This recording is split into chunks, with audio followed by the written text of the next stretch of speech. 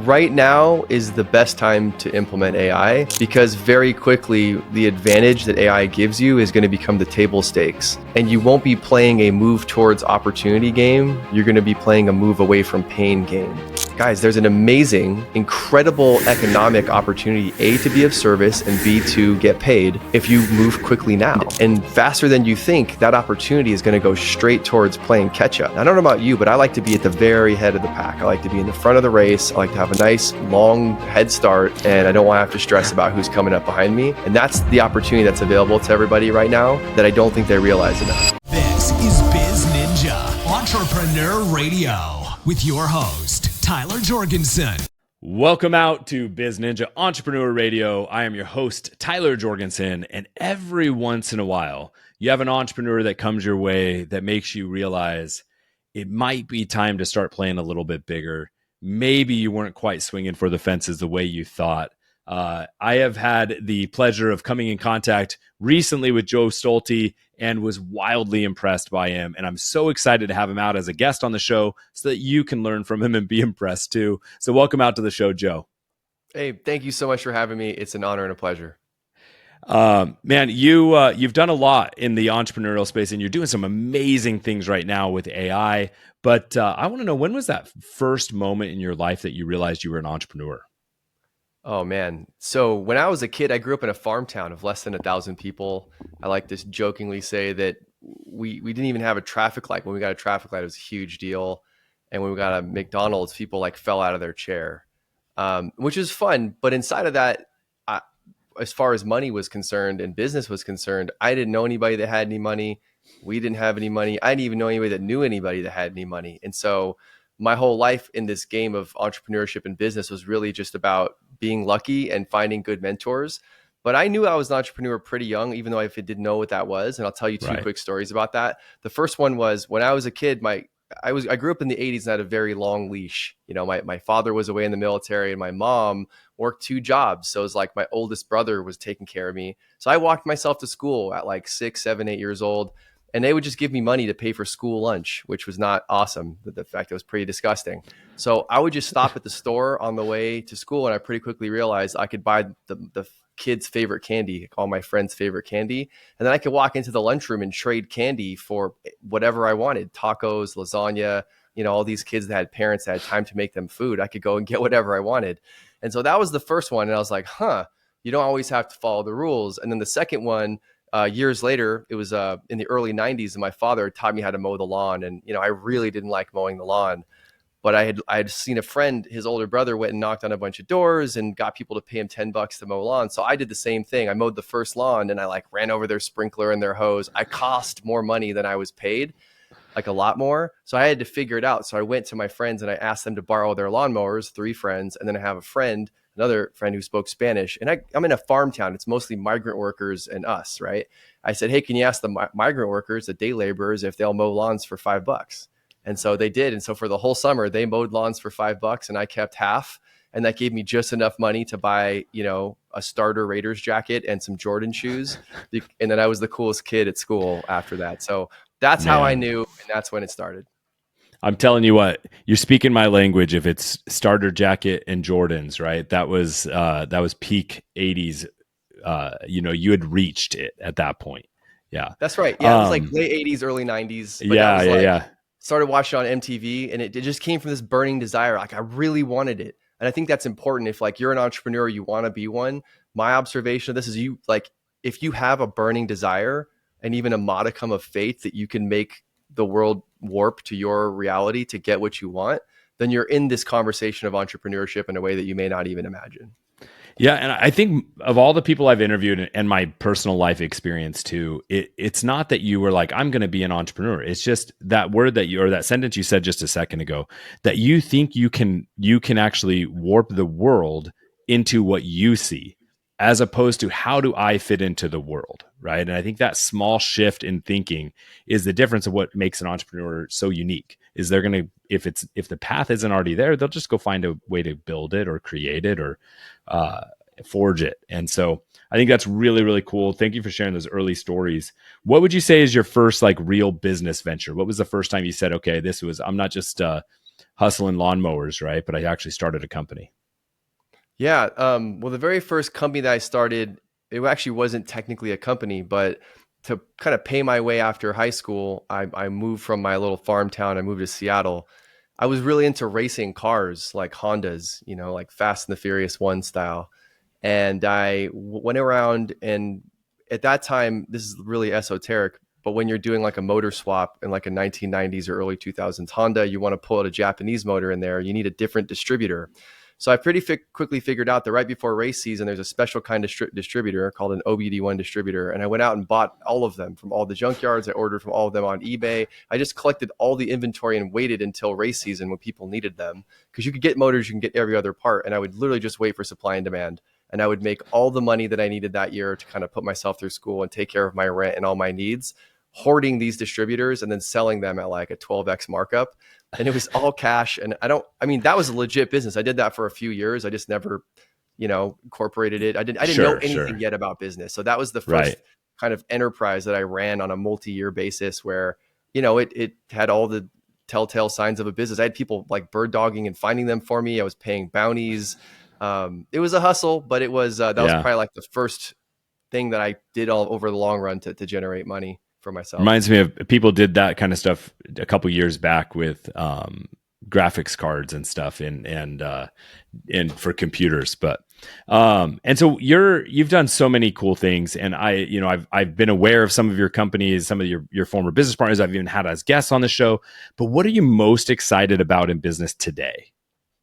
What I'm most excited about in business today is seems like there's an infinite opportunity. We were talking about this before we started taping. And anytime you're in a situation where there's a lot of ambiguity, people are staring down the barrel of a lot of unknown unknowns.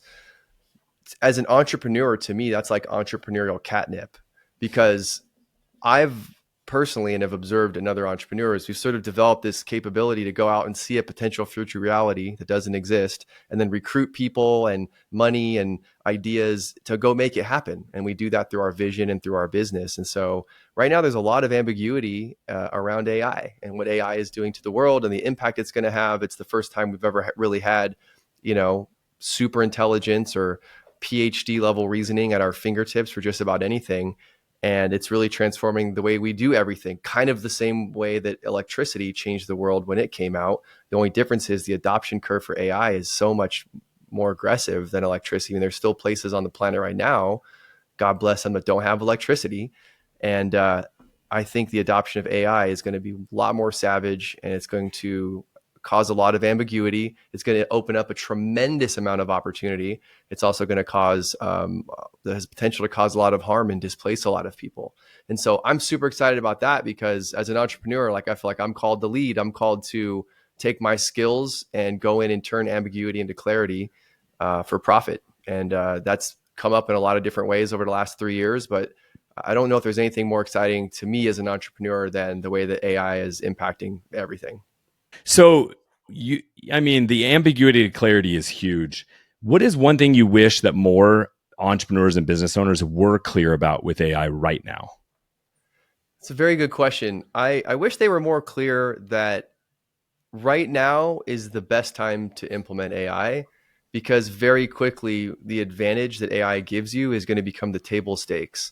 And you won't be playing a move towards opportunity game. You're going to be playing a move away from pain game. And I don't know about you, but as entrepreneurs, we tend to only see opportunity.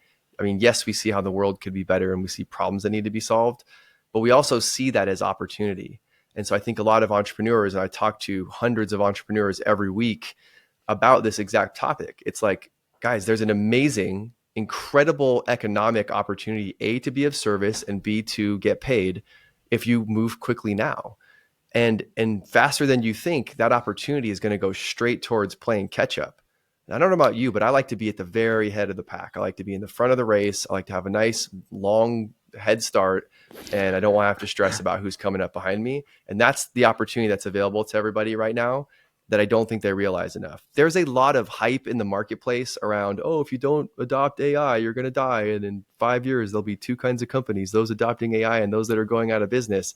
And it's not that those things are untrue, but you may hear this so much that like you desensitize to it a little bit, but that doesn't mean that it's untrue.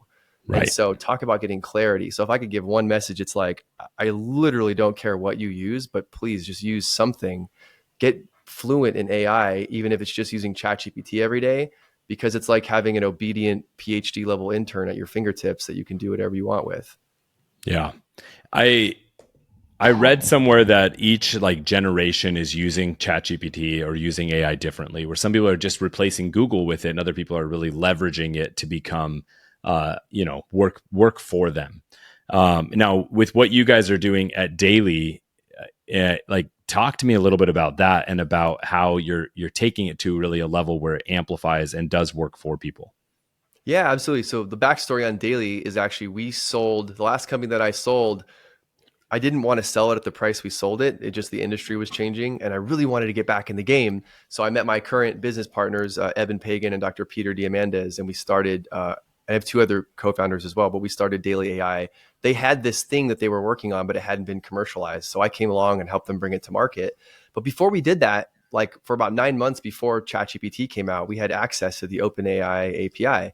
And we were playing around, figuring out what's possible and what we could do. And obviously, it wasn't even connected to the internet. It was very archaic. But we played around enough to form a hypothesis, which was that marketing is going to become sales again. It's going to go from one to many to one to one, right? Think personalized messaging at scale, right person, right message, right channel, right offer, right time.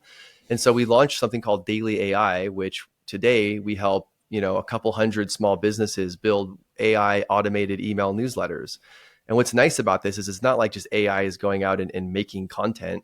We actually have a patent that just got granted to us on something called the perspective engine, where we can look at millions of pieces of content and pretty quickly filter out negative news, clickbait, anything that's not on brand for you, and bring in the kind of content that your people love. And then we watch what they click on. And we built a machine learning algorithm that's kind of like Instagram. It'll watch what content is being clicked on, and it will improve the content that goes in the newsletter. It improves the subject line. It improves the send from time. It's like having a little machine learning data scientist watching what everyone's doing on your newsletter and then making it better and better over time. And we really we made this for organizations that don't have team and don't have time to deal with email newsletters or email in general. And we were very fortunate. I think we really struck a chord in the marketplace. We got to just shy of $2 million in under 2 years, and the company's continued to grow. We've even worked with some of the biggest names in our kind of information space, everybody from Chris Voss to Tony Robbins, Joe Polish, JJ Virgin, Cameron Harold. We even did the newsletter for Robert Kennedy Jr. during his presidential election. And I always have to caveat that and say that's not an endorsement or an indictment of the man's politics. He was just a customer. Sure. He wasn't just a customer. I also happen to think the guy's awesome. Yeah. But his amazing account. I only bring that up to say that, like, if you're running for a presidential campaign and they trusted us with their system, and if you have a small business, we're up for the task, And so we've got a lot of information and a lot of experience doing this with folks. We're sending about 12 million emails every month. And that's been an amazing journey for us. We've collected 1.5 billion interaction data points. And all that means is that when you do a newsletter with us, we know more about your subscribers than you could possibly ever know. Probably because some of them subscribe to other newsletters on our platform, but also because our AI can just identify them through metadata and then treat them differently on a personal level. So when the newsletter goes out, it's not like one to many. You send to all 10,000 people. Each person can get in their own individual version of the newsletter if you elect to, specifically for them. That was the part to me that was the most fascinating. I mean, I remember when early on in business, I didn't take my email list really seriously. I was like, I don't have a newsletter to write every week, so why do I need to be capturing all these emails? And then I started learning how important it was to own your list and own your audience, because things like Google get harder to do and Facebook costs go up and down. So, you learn that you need to own your list one way or another. And I remember being excited about just being able to add merge tags or pull custom fields from your CRM. But what you guys are doing is so much further than that, where each person, I mean, you were saying that people get customization of what time of day their email gets delivered based on their likelihood to open, customized headlines based on what kind of things work for that person's going to read. The customization side of it, where it's so hyper personal, so that not that it's that it gets open, but it actually is valuable, right? Like getting an open is great, but if they don't enjoy it, they're still going to unsubscribe, right? So the personalization where they actually enjoy the newsletter, it's the kind of stuff they want, but that they're actually going to see all of that stuff. I just found so amazing. What, you know, what's the sticking point when you're talking about this and people hear like, it's too good to be true or something like that? Like what stops people from adopting it? Yeah, I think the sticking point, well, I'll say this, somewhere between 79 and 82% of the customers on our platform, they have a 40% or greater open rate. But what stops most people from sending emails and sending newsletters nowadays is it's so difficult to get email properly delivered into the primary inbox without it going into spam or the promotions tab. And so most people have just written off the category. It's like, cool, I'll go SMS, I'll buy more traffic. Or they just won't mail their list. And the longer you don't mail your list, the more stale it gets, the harder it is to actually deliver now. Because Gmail and Outlook and Yahoo, they're all using AI to filter your emails at the individual level, right? I think the sticking point is in the beginning was most people weren't interested in sending an email to all their individual subscribers. That just wasn't a thing they were ready yet, but they didn't trust AI. But that's changing a ton. You know, more and more and more of our customers have enabled that feature. I think the other thing is that people ask, well, will it sound like me? Will it sound like my brand tone? Or will I sound like a robot? And, you know, we're light years ahead of sounding like robots. If you give us a 30-word writing sample, we can approximate exactly how you talk and write.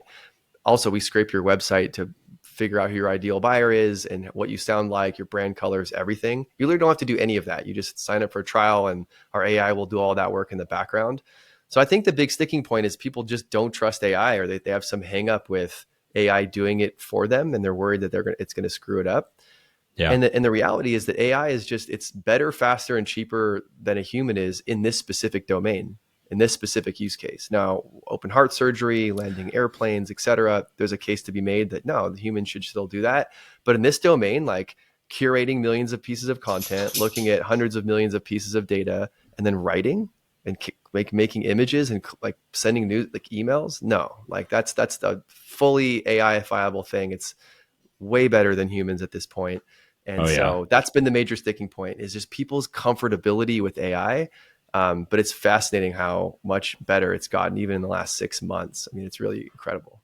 Well, and that's the thing. People that dabbled in AI 6 months, 12 months ago, what it is today versus what it was then, it's light years different. And I was having a conversation with somebody just the other day about this, where how long it took for the internet to go from version 1 of, I logged on, I got an email address, and I bought flowers online, to I do everything on Amazon Prime, and if it's not there, I don't buy it.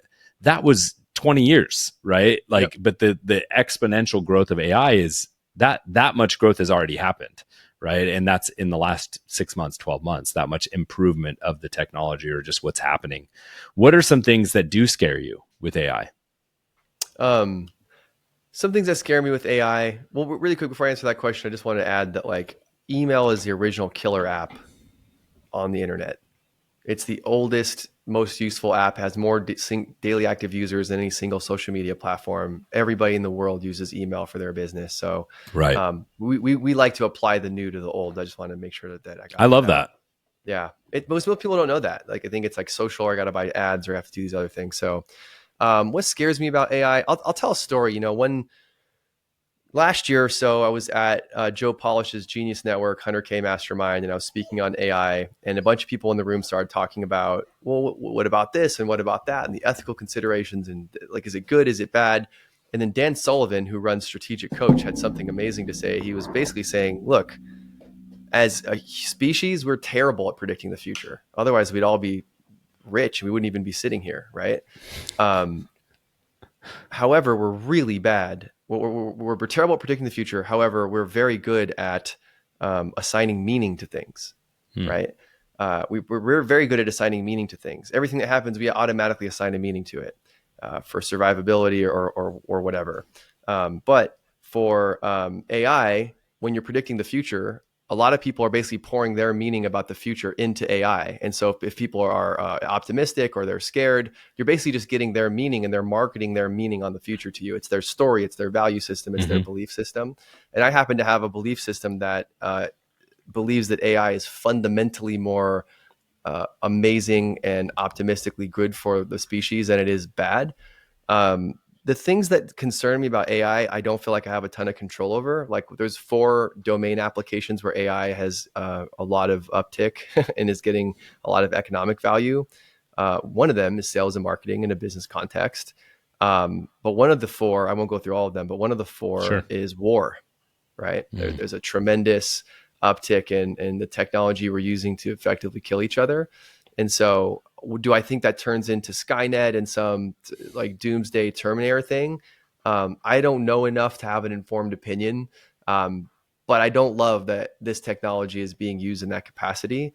But I am super encouraged by all of the positive implications that it has for our species, everything from coming up with breakthrough drugs. Think about getting to the point of longevity where you may never die because at a nano level, we now have technology and compounds and supercomputers and AIs that are finding chemical concoctions and drugs that we never could have figured out and putting together drugs to cure cancer and reverse heart disease or stop Alzheimer's, like 3 of the biggest, causes of death right now. That's feels very imminently in our time as a possibility. And I don't think that gets enough shine. That's not my domain of expertise, but we happen to run one of the longest longevity newsletters on the internet. So I know a bit. That's amazing, man. Like we could cure cancer in our time, right? We could cure the most savage diseases that killed all of our family members. Everybody has a family member that died from Alzheimer's or heart attack or cancer, right? Yeah. So that's very exciting. I mean, think about cars and driving and mobility. I mean, AI is going to revolutionize that. We're just at the very beginning. So in my opinion, I'm a see only opportunity entrepreneur, and all I can see is opportunity, man. It's awesome. Yeah. There is so much opportunity. And, like you said earlier, there is a little bit of like fear mongering or oversimplification where people say, well, you're either going to embrace AI or work for someone who did, right? And it's not that those things aren't true. Like you said, it's more just that sometimes by oversimplifying and turning them into sound bites, they lose their punch and there's no longer really any meaning to it.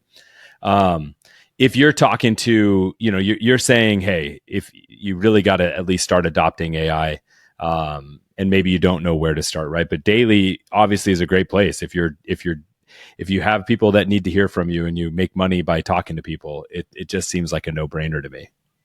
Yeah, absolutely. And if you want to control your own destiny by collecting emails and SMSs and having conversations with those people without being beholden to the social media algorithms or having to pay for it, I'm a big fan of email. It's kind of the backbone of how we do business. And we just have to be very, very good at doing that in a way that gets more eyeballs on your stuff.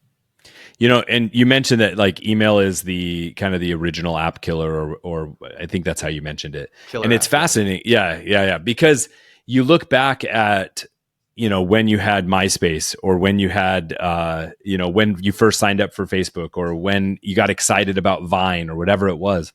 And you may have had the same email through all of that, but you don't still log on to Vine or still log on to MySpace, right? And so things change and the platforms change, but most of us keep that main email. And even if it's your spam email now and you have a secondary email, how do you guys navigate that? Is your AI able to see which one's like people's real emails? Yeah, I mean, it understands human clicks and bot clicks. Sure. So we have a feature where we will make content for you and embed it in your newsletter, and we can track like eye scroll depth and all that kind of stuff. Wow. And bot clicks are very predictable. Once you find the pattern, you can identify it and weed them out. So yeah, like, yes, there are a non-trivial amount of bots doing things, especially if you work for a large company and you've got like spam filters that are crawling forward and figuring things out to keep you safe. But we know who's clicking and what their patterns are. If you keep clicking on the same thing, like our AI knows the difference between you clicking on general marketing stuff or brand marketing or direct response marketing or button color testing. It gets a sense of like, well, what is this person into?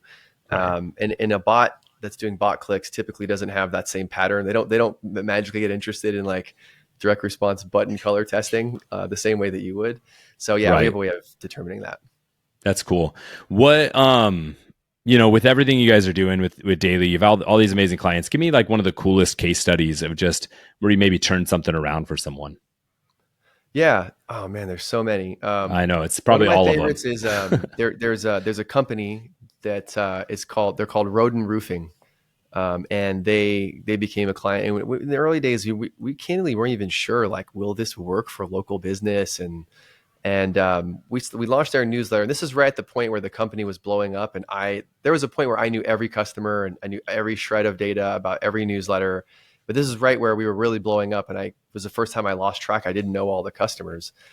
And so I was in a strategic coach session and I got sat at a table, and the guy just comes up and introduces himself to me. And he's like, "Hey man, I'm a customer of Daily AI," like really proud of it.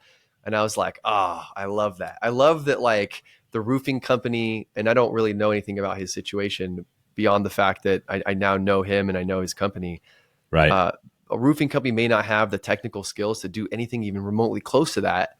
And in like 8 minutes, they can go use our AI agent and launch a newsletter and have the best capabilities of sending a newsletter on the entire market. They just get to leapfrog everyone that got stuck on MailChimp or HubSpot or all these other CRMs that are, they aren't intelligent. They don't actually move the needle for that specific outcome.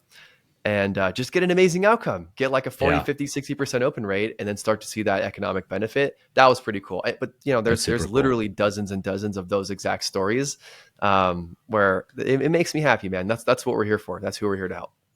Well, you mentioned, all those other CRMs, all those other email things. I think anyone that's been in business more than a few years has had at one point got a MailChimp account, at one point used Constant Contact, right? Has done all these other things where they are simply a tool. Right. You still have to log in and set everything up, make sure it's going to send correctly if you're wanting it to come from your domain, and all these things have to happen. And I watch as so many entrepreneurs and business owners get overwhelmed by it because they're not tech proficient, or they're like, I actually just had somebody say this to me recently. They're like, I'm a mental health professional. I just help people. I don't know how to set up DNS records. Like, I don't even know what those are. And they were so overwhelmed by that. And they felt like it was taking them away from their purpose to try to work on the tech. And so how did you guys approach what you do with Daily to like fight against that? Yeah, the two biggest sticking points for getting a customer launched is we have a 7-day trial, and this is a batteries included uphill battle for us, is getting you to upload your list or to log into your CRM to API it over, and then getting your DNS records set up. And so we built an agent that basically does both. Like, it'll go into your CRM and snag your list. We've got two-way API integrations with almost every CRM on the planet. But then for DNS, it was really clever. We just came up with a really clever scenario. There's an off-the-shelf tool that we incorporated, and then I think we rebuilt it, where if you just log into your GoDaddy, it'll go find the domain, it'll put the records in, it'll do all that for you, it'll test it, it'll do a little send, and you just hang out there for 30 seconds, and it's like, thumbs up, we're in good shape. And obviously this is like nerd baseball, but it takes time for DNS records to propagate. But I think our product team has been banging their head against the wall on that one for a long time. That's unfortunately one of those things in email that's frustrating. Everything else, we totally empathize with that exact pain point. It's like, I'm here to help, man. I'm here to help solve people's problems for a profit. And all the rest of this is just friction. We get it. Like, we want this to feel like a seamless slam dunk. And every single customer that comes through, we offer a human. Just get on the phone with a human in the United States that understands email better than the top 1% in the world. And he'll just hold your hand, he or she, through this process to get you through whatever you're stuck on, give you feedback on your hooks and your designs and all that. And we don't even charge for that. So when you go start a newsletter and just go have a 30-minute conversation with one of our experts just to get you launched, that's what I mean. Like, we've invested in people and tools because we want to honor your ambition to just be helpful and let us take care of the tech stuff. Let us get that off your plate. I love it. There's been companies that I've worked with over the years that understood that those are real pain points and they're going to minimize them and automate and make them better. And there's other ones that just kind of take the approach of, well, the tool is good, you have to figure that part out. And the ones that grow are the ones that continue to try to make the customer experience easier and better. All right. I want to transition just a little bit as we get here to the end of the show. To me, business is not about just business. It's about creating a life that you actually love and you don't want to escape from. You've had some cool stuff happening in your life. What's one item on your personal bucket list you're going to accomplish in the next 12 months? I love that question. Well, we just had our third child, my wife and I. My wife, Judy, we've been together 21 years. We just had our third baby. So this next year for us is going to be about taking a lap around the world. We're going to do what's called world schooling. We'll just take our kids around the world and let them experience the natural terrain and let consequence be the best teacher, and Love it. try not to get in too much trouble. And that journey is going to partially start this summer. We've got a bunch of travel planned. We've got a place in Hawaii, and so we're going to be gone for 3 or 4 months with the newborn. Let him grow a little bit more, and then probably January, February next year, start the 12-month adventure of just going, like, trying to run 2 companies, a family with 3 kids, and just take it one day at a time. I love that. I am such a fan of travel and letting kids see the world. I think that's the coolest thing, man. Joe, I want to thank you so much for coming on the show, sharing your optimism about what AI is possible and the good that it can do in the world. I hope everyone checks out daily.ai. We got some stuff, some gifts and some special stuff in the show notes, so make sure you check those. And to all my biz ninjas, wherever you're tuning in, watching, or listening, it's your turn to go out and do something.